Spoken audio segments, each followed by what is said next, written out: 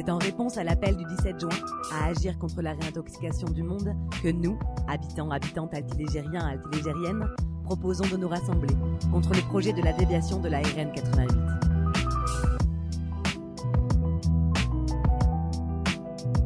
« 226 millions d'euros pour la construction d'une route non indispensable. »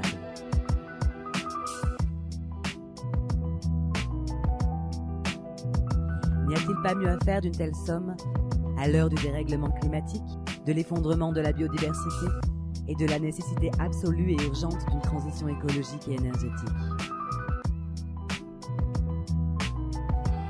Les habitants de la Haute-Loire sont maintenus dans un état de dépendance à l'automobile quasi absolue, faute d'alternative.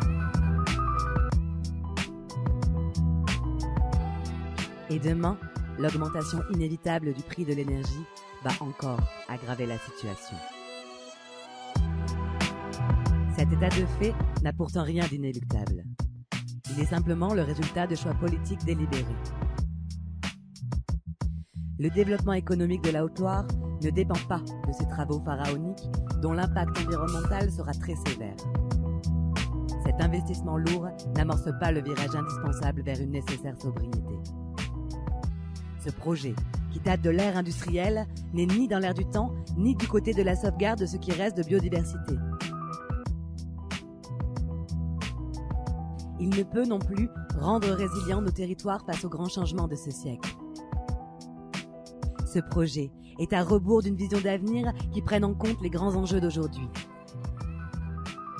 Alors arrêtons là les frais inutiles, laissons les démagogies politiques au rang du passé et commençons dès aujourd'hui à réfléchir aux réels moyens d'adaptation au monde de demain.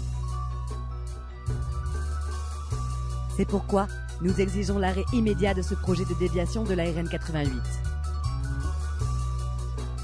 Arrêtons là la bétonisation inutile qui conduit au massacre du vivant.